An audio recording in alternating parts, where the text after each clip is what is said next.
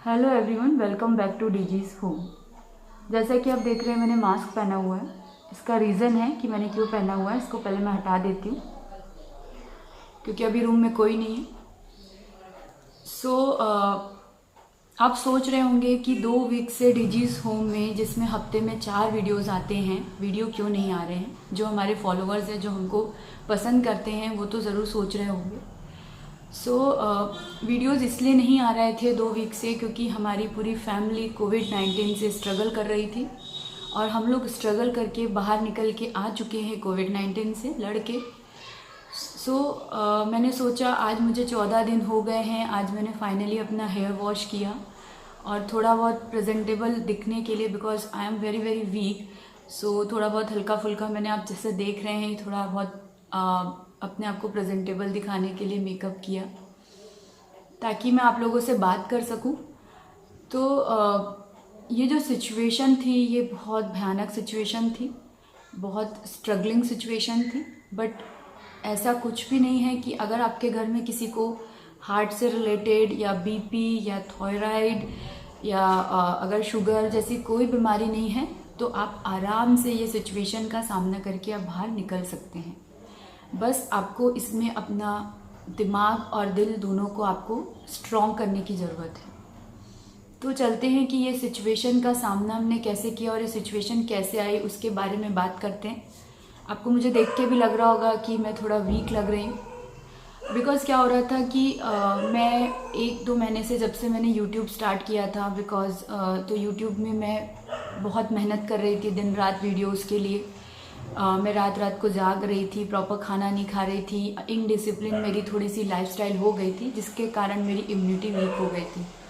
तो मुझे ऐसा लगता है कि वो जो मेरी इम्यूनिटी वीक हुई, उसके कारण मुझे इम्पैक्ट थोड़ा सा ज़्यादा हुआ, बिकॉज़ मुझे बहुत ज़्यादा वीकनेस आ गई है और मतलब एक अलग स्ट्रगल ज़्यादा करना पड़ा आपको हर चीज़ में। तो सिचुएशन कहाँ से स्टार्ट हुई, वहाँ पे बात करते हैं। तो सिचुएशन स्टार्ट होती है 26 अक्टूबर को, जब मेरे हस्बैंड को फीवर आ जाता है। मेरे हस्बैंड को फीवर आया, 99 फीवर था। दोपहर के टाइम कुछ ज़्यादा फीवर नहीं था और हल्का फुल्का स्नीजिंग था। तो वो अलग रूम में ही अपना आराम कर रहे थे और आराम से लेटे थे। देन इवनिंग होते होते फीवर एकदम से बढ़ गया, 102 फीवर हो गया। वो शुरू से ही वो अलग रूम में ही थे। तो उन्होंने सोचा कि देखते हैं, कल डॉक्टर से बात करके देन फिर क्या होता है पता चलेगा, क्योंकि हमें कोई आइडिया नहीं था कि ये कोविड-19 हो सकता है, बिकॉज ऐसी कोई सिचुएशन में हम गए नहीं थे कि जिसमें कोविड-19 हो जाए। बट वो कब हो जाता है वो किसी को नहीं पता लगता, ये बात तो ट्रू है। देन फिर 26 अक्टूबर को रात को उनको 102 फीवर हो गया। तो उन्होंने 27 अक्टूबर को मॉर्निंग में जो उनकी कंपनी के हेल्पलाइन नंबर है उसमें बात की। तो उन्होंने बोला ठीक है, आपको हम प्रिस्क्रिप्शन दे रहे हैं, आप ये मेडिसिन स्टार्ट कीजिए और आप एक बार टेस्ट करवा लीजिए। हमारी बिल्डिंग में ऊपर एक मतलब कोविड-19 पॉजिटिव थे। हमारे सेकंड नंबर वाले भैया लोग ने बोला कि हमने भी करवाया पर हमारा निगेटिव आया है, तो आप भी करवा लीजिए, प्रिकॉशन भी अच्छा है। मेरे हस्बैंड ने टेस्ट करवाया 27 अक्टूबर को एंड 28 अक्टूबर को रिपोर्ट आई कि वो पॉजिटिव हैं। जैसे ही मैंने सुना वो पॉजिटिव हैं, आई एम शॉक्ड। मुझे बहुत ही मैं आपको क्या बताऊं कि मुझे कैसा फील हो रहा था। पर फिर मैं अपने आप को गैदर करके मैंने फटाफट जाके जो भी मेडिसिन अगर लेके आनी थी वो मेडिसिन लेके आई। देन जब मैं घर आई मेडिसिन लेके, पता चलता है कि मेरी मदर इन लॉ को भी अच्छा नहीं लग रहा है और उनका जब फीवर नापा तो उन्हें भी 102 फीवर है। जब पता चला कि उनको भी 102 फीवर है, मेरे हस्बैंड को भी फीवर है, वो भी क्वारंटाइन है, उनको तो कोरोना हो ही गया है, तो मैं समझ गई कि स्थिति तो अब मतलब स्थिति डामाडोल हो गई। अब क्या किया जाए। फिर उनको अलग रूम में दोनों को अलग अलग रूम में मैंने कर दी। अब मेरा बच्चा प्लस दोनों का सेवा करना है, खाना बनाना है, प्लस मेरा जो बेटा है वो दादी और पापा के बिना बिल्कुल नहीं रहता, ख़ास तौर पे अगर वो घर पे हैं तो। अब मेड भी नहीं है, अब मैं कैसे सिचुएशन को हैंडल करूं, और टेंशन के कारण और सब चीज़ों के कारण मेरा मेंस्ट्रुअल साइकिल भी आ गया और इन सब चीज़ के कारण सेकेंड डे ये हुआ कि मैंने सोचा कि अभी मैं सबको फ्रूट्स वगैरह दे देती हूँ और मैं हेयर वॉश करके आ जाती हूँ, प्रॉपर तरीके से सैनिटाइज कर लेती हूँ बाकी चीज़ों, क्योंकि वो लोग तो रूम के अंदर है। सो मैंने अब वॉश वगैरह किए, क्लोथ्स वगैरह, और सब मैं आई और मैंने सोचा मैं खाना बना लेती हूँ। तो मुझे एकदम से वीकनेस आ गई, बहुत वीक लग रहा था। तो मैंने सोचा हो सकता है कि मेरा मेंस्ट्रुअल साइकिल आ गया है तो उसके कारण होगा। बट एकदम से ज़्यादा वीकनेस इतनी लग रही थी कि मैं मतलब मेरे को ऐसा लग रहा था कि मैं बस नीचे बैठ जाऊँ, मेरे से कुछ भी नहीं हो पाएगा। देन फिर मैंने सोचा कि मुझे भी थोड़ा गरम गरम लग रहा है तो मैं अपना फ़ीवर चेक करती हूँ।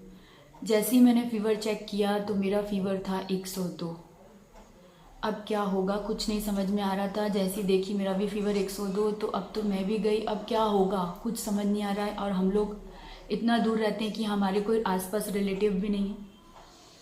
सो ये सारी सिचुएशन एकदम से आ गई और मैं एकदम घबरा गई, मैं पैनिक करने लगी, जो कि सबसे ख़राब चीज़ है। आपको पैनिक बिल्कुल नहीं करना है अगर आपकी पूरी फैमिली इस सिचुएशन में आ जाती है। हमने कहीं देखा भी है, मेरी खुद की एक रिलेटिव फैमिली में पूरे परिवार को कोविड हो गया था, लेकिन वो सिचुएशन से बाहर आए।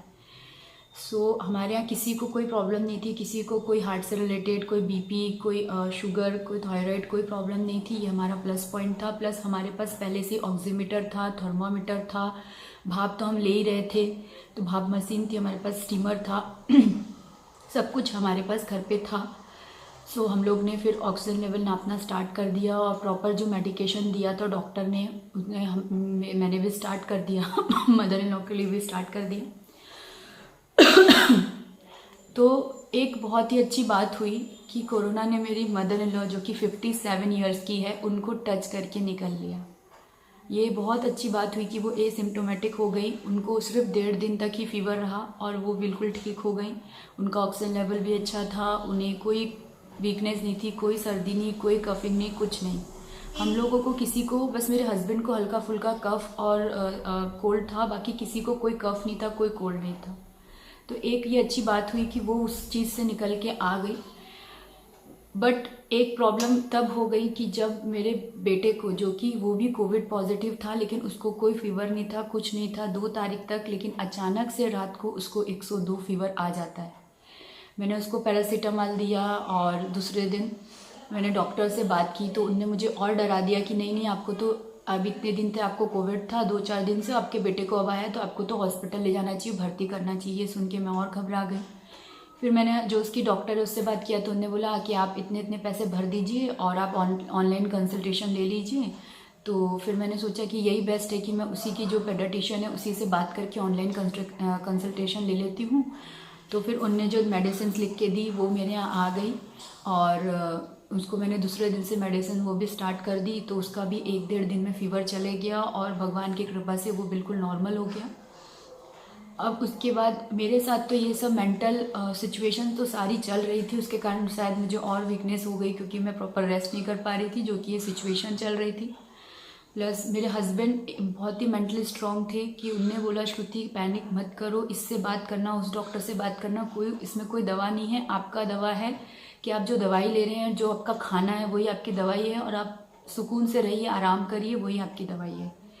तो मुझे एक तो गैस का भी बहुत प्रॉब्लम होता है, तो मुझे गैस होती है तो ऐसा लगता है, वैसे ही मुझे सांस जैसे भरे जैसा लगता है, घबराहट रहता है। तो ये भी एक मेरा प्रॉब्लम था। प्लस मेरे बच्चा थोड़ा बहुत स्टेबल हुआ, देन आफ्टर डैट जब मुझे 9 दिन हो गए कोविड के, उसके बाद मुझे हो गई अचानक से बहुत ज़्यादा खांसी, कफ। इतना ज़्यादा कफ हो गया कि मेरे यूरिन पास हो जाता था कफ करते करते। मुझे बहुत ज़्यादा ख़राब फील होने लगा। सिर्फ कफिंग था, कोई फीवर नहीं रहा मुझे। मेरा फीवर 3 दिन में ख़त्म हो गया, कोई फीवर नहीं, कुछ नहीं, सिर्फ कफिंग था। तो हमने सोचा एक और कोई डॉक्टर से ऑनलाइन कंसल्ट कर लेते हैं। तो उनने बोला कि इनका तो इमीडिएटली आप स्कैन करवाइए, ये करवाइए, वो करवाइए। उनने बहुत सारे रिपोर्ट्स करने के लिए बोल दिए। फिर हम लोग 12 दिन होने के बाद, 11-12 दिन के बाद हम लोग ने बुक किया। हम लोग स्कैन वगैरह करा के आ गए, तो सब कुछ ठीक है, सबको, किसी को कोविड-19 नहीं है। मेरे हस्बैंड ने भी करवा लिया। बस मुझे ये जो आप देख रहे हैं कि मुझे थोड़ा कफिंग है, ये कफिंग कुछ भी नहीं है, मुझे बहुत भयानक कफिंग हो गया था। तो तो ये कोविड-19 से आप लोग डरिए मत, बट आप इस सिचुएशन के लिए पहले से अगर प्रिपेयर रहेंगे जैसे कि हम नहीं थे, तो आप ये जंग को जीत सकते हैं। सो ये सारा सिचुएशन जो मैंने आपसे बात की और आपको बताया, हो सकता है ये वीडियो बहुत लंबा लगे आपको, बट ये मुझे बताना ऐसा लगता है कि ज़रूरी है कि ताकि दूसरे लोगों की भी हेल्प हो पाए जिनके परिवार उनके पास नहीं है और वो बहुत दूर रहते हैं। ये एकजुट है, आप लोग एक यूनाइटेड फैमिली हैं, एक तो आपको कोई भी बीमारी से आप लड़ सकते हैं। मैं बोलूँगी कि मैंने ये चीज़ कोविड से सीखा है कि, और ये चीज़ है हमारे यहाँ कि अगर हमारे यहाँ जैसे मेरे हस्बैंड को कुछ होता है तो मैं और मेरी मदर इन लॉ ऐसे खड़े हो जाते हैं जैसे कि कुछ हुआ नहीं हमको, तो हम तो ये फाइट कर लेंगे।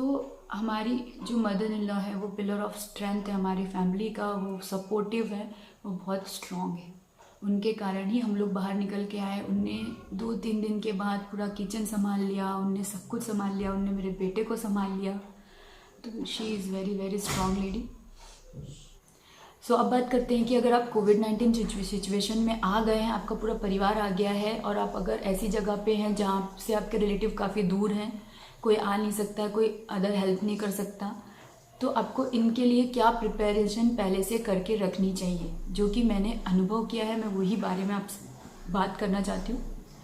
तो सबसे फर्स्ट एंड मोस्ट इम्पॉर्टेंट कि आपका, अगर आप मिडिल क्लास हैं हमारे जैसे, तो आपको मेडिकल इंश्योरेंस ज़रूर करके रख लेना चाहिए, ताकि अगर कोई फैमिली में एकदम से हेल्प ज़रूरत लग जाए तो आप, अगर आपके पास इंश्योरेंस है तो आपको घबराना ना पड़े।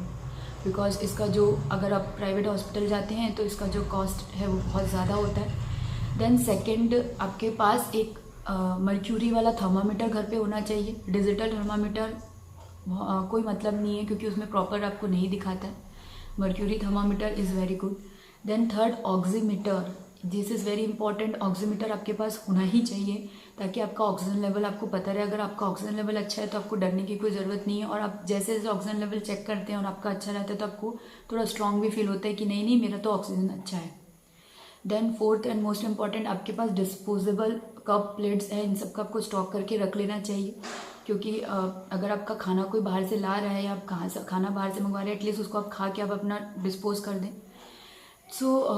ये सब जो चीज़ें हैं, प्लस आपके पास स्टीम मशीन होनी चाहिए क्योंकि स्टीम ज़्यादा से ज़्यादा लेना है। प्लस आपके पास अगर केटल हो गर्म पानी का तो अच्छा है, नहीं तो आप गर्म पानी करने के लिए आप मतलब गर्म पानी आपको पीना ही चाहिए इसमें, इस सिचुएशन में। और सबसे इम्पॉर्टेंट है कि अगर आपको फीवर आ रहा है या आपका गला ख़राब है तो आप जल्दी जल्दी टेस्ट करवा लीजिए। आप ये डरिए मत कि अरे पॉजिटिव आ गया तो क्या होगा। टेस्ट करवा के आप अपने जो नेबर्स हैं आप उनको बता दीजिए ताकि वो आपकी हेल्प कर पाए। अगर आप जल्दी जल्दी नहीं बताएंगे, अवेयरनेस नहीं दिखाएंगे तो वो और आगे बढ़ के आपको प्रॉब्लम होगी। हम लोग इसलिए जल्दी संभल गए क्योंकि हमने जल्दी से अपनी टेस्ट करवा ली, अपना मेडिकेशन स्टार्ट कर लिया। प्लस आपका एक मेडिकल शॉप से आप ऑनलाइन कंसल्ट करके कि वो आपको घर पे सारी दवाइयाँ भिजवा दें, तो आप उनसे आप कोऑर्डिनेट कर लीजिए। प्लस आप एक किराना दुकान से कोऑर्डिनेट कर दीजिए ताकि आपके ग्रोसरीज आ जाए टाइम पे। तो ये सब चीज़ें अगर आप पहले से प्रिपेयर करके रख लेंगे ना तो आपको प्रॉब्लम नहीं होगी। ये सब चीज़ें बहुत ज़्यादा इम्पॉर्टेंट हैं, और हम लोग ने कई चीज़ें मिस्टेक भी की, जैसे कि हम लोग तो खैर प्रिपेयर ही नहीं थे, बट हमारी हेल्प की हमारे नेबर्स ने, लेकिन हम लोग ने इसमें जल्दी से जल्दी हमने बता दिया, और ताकि आगे वाले को भी प्रॉब्लम ना हो और हमें भी प्रॉब्लम ना हो और हेल्प जल्दी से जल्दी मिल सके। तो ये बहुत इम्पॉर्टेंट पॉइंट्स हैं जिनको अगर आप यूज़ करेंगे तो प्रॉब्लम, इस सिचुएशन से निकलने में आपको तकलीफ नहीं होगी अगर आपके पास ये सब चीज़ें रहेगी तो। नेक्स्ट बात करते हैं कि क्या इफ़ेक्ट देता है कोविड। बहुत इफ़ेक्ट देता है, सबसे ज़्यादा इफ़ेक्ट देता है आपके मेंटल हेल्थ को, क्योंकि ये ना डराता ज़्यादा है जितना वो कोविड नहीं है, लेकिन वो डराता है क्योंकि इसका आपको कुछ नहीं पता है कि आपको नेक्स्ट टाइम पे आपको नेक्स्ट 1-2 घंटे में क्या होने वाला है। तो ये सिर्फ डराता बहुत ज़्यादा है। प्लस हाँ, ये आपके ऑर्गन्स को हिट करता है, प्लस ये बहुत ज़्यादा वीकनेस ला देता है, बहुत ज़्यादा वीकनेस ला देता है। आपको मैं क्या बताऊं कि मेरा जो हेयर लॉस हो रहा है वो इस क्वांटिटी में हो रहा है कि आज जैसे कि मैं सोती हूँ उठती हूँ तो मेरे बेड के आजू बाजू बाल ही बाल होते हैं। इसमें सबसे ज़्यादा इम्पॉर्टेंट है कि आपकी इम्यूनिटी जितनी अच्छी रहेगी आप उतना जल्दी रिकवर करेंगे। आप रोज़ योगा करिए, वॉक करिए, इम्यूनिटी बेस्ड फूड खाइए, ज़्यादा से ज़्यादा प्रोटीन फूड खाइए। Protein is very important. So ये सब सिचुएशन है, तो अगर आपके पास आती है तो आप घबराइए मत। और फिर तो आपको हॉस्पिटल है ही, अगर सिचुएशन ज़्यादा हो जाती है तो आप हॉस्पिटल तो जा ही सकते हैं। लेकिन अगर आप नॉर्मल है, कोई प्रॉब्लम नहीं है आपके बॉडी में, तो आप घर पे भी आराम से इस सिचुएशन से फाइट बैक करके आप निकल सकते हैं। सो ये था सिचुएशन, एंड आप इसमें कैसे, आप ये जो मैंने पॉइंट्स बताए हैं कि आप इससे कैसे निकल सकते हैं। अगर आपके घर में ऐसा सिचुएशन होता है तो आप ये सब कैसे प्रिपेयर करके रख सकते हैं। बट मैं दिल से उन लोगों का थैंक यू करना चाहती हूँ जिनने मुझे मेंटली बहुत सपोर्ट किया। हम हार्डली मिल पाते हैं। हमारे जो नेबर हैं, देव भैया, दिया भाभी, मैं उनका तहे दिल से शुक्रिया करती हूँ कि उन लोगों ने मुझे मोटिवेशन जो मेरे अंदर डाला। सुबह शाम उनने फ़ोन किया, कैसे हो, क्या हो, सब ठीक हो जाएगा, बस तुम अब हार नहीं मानना, ग्रोसरीज ला के देना, कुछ भी, अगर मैं कुछ भी बोलूँ बस वो पूछते थे कुछ चाहिए तो नहीं, और वो मेरे दरवाजे के सामने आ जाती थी। प्लस रीना भाभी, जिनके यहाँ कोविड हुआ था भैया को, उनका मेरे को फ़ोन आना कि श्रुति घबराओ मत, सब ठीक हो जाएगा। तो जो लोग आप हार्डली जिनसे हाय हेलो करते हैं, जो आपके नेबर्स हैं, वो इतने अच्छे रहेंगे, उनकी इतनी अच्छी आपके लिए हेल्प रहेगी, उनकी दुआ रहेगी, तो आप तो ये सिचुएशन से निकलेंगे ही जल्दी। कि आपको मन में ही अच्छा लगता है कि यार हमारे रिश्तेदार होके वो हमको कॉल नहीं कर पा रहे हैं, वो हमसे बात नहीं कर रहे हैं, हमसे पूछ नहीं रहे हैं, जो हमारे रिश्तेदार हैं, लेकिन वो हमारे कोई नहीं होके भी वो हमारे लिए इतना कुछ कर रहे हैं। तो मैं उनका दिल से थैंक यू कर रही हूँ इस वीडियो के द्वारा। प्लस मेरे मामा जो कि सिचुएशन से रह चुके हैं, उनको जैसे ही पता चला, उनने अपने कहाँ से कोई डॉक्टर से इससे बात करना, उससे बात करना कि हम लोग एम्बुलेंस कर लेते हैं, ये कर लेते हैं, वो कर लेते हैं। तो मेरे मामा परिवार जिनने मुझे बहुत मेंटली सपोर्ट किया, सुबह शाम मुझे फ़ोन करना, प्लस मेरी मम्मी जिन्होंने मेरे लिए घंटों घंटों जाप किया, प्लस मेरा भाई, प्लस मेरे जो बाबा हैं जिनको हम मानते हैं, उनने मेरा मेंटली बहुत सपोर्ट किया एक फादर के जैसे। प्लस मेरी जो दीदी हैं, मेरी सिस्टर इन लॉ, उन्होंने देवेश को सुबह शाम कॉल करके कि उनका मोटिवेशन बढ़ा के, अरे कुछ नहीं होगा, अरे श्रुति यू आर स्ट्रॉन्ग। मेरी सिस्टर, मेरे जिया जी, जो जिन लोगों ने बोला, जिनने दूसरे लोग जो कि कोविड सेंटर में थे उनसे पता करके कि नहीं नहीं कुछ नहीं होगा, तो बस हार नहीं मानना। प्लस मेरे मामा ससुर जिन्होंने मुझे टाइम पे मैसेज किया कि नहीं सब ठीक हो जाएगा, तुम ये करवा लो। मतलब तो अगर आपके ऐसे रिलेटिव्स हैं तो आप तो इस सिचुएशन से बाहर निकलेंगे ही निकलेंगे। सो मैं इन सब का तहे दिल से शुक्रिया करती हूँ। और मैं ख़ास तौर पे अपने नेबर और मेरे वॉचमैन दादा, उनका जो कि बार बार सामान ऊपर ला के देना, हमारा कूड़ा लेके जाना, तो मैं उनका भी बहुत बहुत शुक्रिया करती हूँ। और तो ये सब जो लोग हैं जो हमसे अभी जुड़े हैं, क्योंकि हम लोग तो क्या है कि मेरे हस्बैंड जॉब करते हैं तो सिटी बाय सिटी उनका ट्रांसफ़र होते रहता है। बट ऐसे लोग अगर आपके लाइफ में मिल जाते हैं तो वो हमेशा के लिए आपके दिल में ख़ास जगह बना लेते हैं। सो इन सब का मैं थैंक यू करूँगी, क्योंकि अपने जो रिश्तेदार हैं वो खुद फ़ोन नहीं कर सकते आपको। आपके जो आपके दोस्त हैं, फ्रेंड्स हैं, वो सब आपको फ़ोन नहीं करते, और आपको ऐसे लोग आपकी हेल्प करते हैं तो वो दिल को बहुत टच करता है। प्लस यहाँ मेरी एक जो ननद रहती हैं, लाली दीदी, उनको भी मैंने फ़ोन किया, उनने भी मुझे मैसेज से हेल्प की कि आप ये फूड नंबर भेजा, ये भेजा। प्लस इनके एक दोस्त हैं काजू भैया, उनके जो भाई है उनने भी हमें मेडिकली उनने हमें इन्फॉर्मेशन दी, उनने भी सपोर्ट किया। तो जिन ने मेरा सपोर्ट किया है इस सिचुएशन से बाहर निकलने के लिए, उनका मैं तहे दिल से शुक्रिया करती हूँ। और हमारा परिवार अच्छे से बाहर आ गया इस सारी सिचुएशन से। बट हाँ, बहुत ज़्यादा वीकनेस है, और जो ये कोविड के बाद इफ़ेक्ट होते हैं वो तो रह गई, बट वो धीरे धीरे दवाइयाँ लेके, अच्छा खाना खा के वो सब ठीक हो जाएगा और बैक टू नॉर्मल। हो सकता है कि हम दिवाली अच्छे से नॉर्मली बनाएं, जो कि पॉसिबल है, लग रहा है मुझे। So thank you for watching, and I hope आपको ये वीडियो से हेल्प हो पाई होगी। और डीजीज़ होम में और भी वीडियोज़ आते रहेंगे। काफ़ी सारे वीडियोज़ सेलिब्रेशन के, पिछले बर्थडे के भी बाकी ही हैं जो डले नहीं हैं अभी, तो सारे एडिट पे थे जो कि मैंने डाले नहीं हैं। जैसे जैसे रिकवरी होगी वैसे वैसे वीडियोस और डलते जाएंगे, तो प्लीज़ हमारे साथ बने रहिए और हमारे चैनल को लाइक, शेयर एंड सब्सक्राइब कीजिए। और ये वीडियो को ज़्यादा से ज़्यादा शेयर कीजिए ताकि दूसरों की जो कि ऐसे सिचुएशन में हैं, दूर है, उनकी हेल्प हो पाए। बाय, मैं मिलती हूँ आपको मेरे नेक्स्ट वीडियो में।